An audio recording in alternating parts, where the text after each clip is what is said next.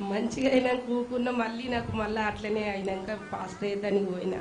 నువ్వెందుకు మానేసినావని కోపం చేసిండు.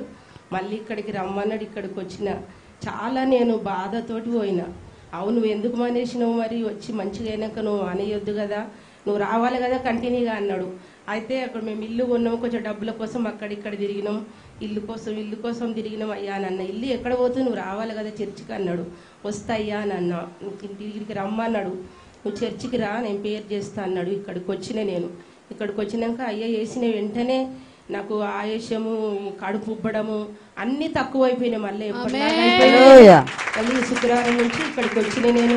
అయ్యగారు వచ్చి పేరు చేసినాక మేము ఒక ఇల్లు కూడా కొనుక్కున్నాం. అయ్య వచ్చి పేరు చేసి వచ్చిండు. మళ్ళీ రమ్మన్నా, రాలే. ఇంకా నాకు దేవుడు ఎన్నో మేలు చేసిండు. ఆరోగ్య విషయంలోనైతే చాలా మేలు చేసిండు దేవుడు.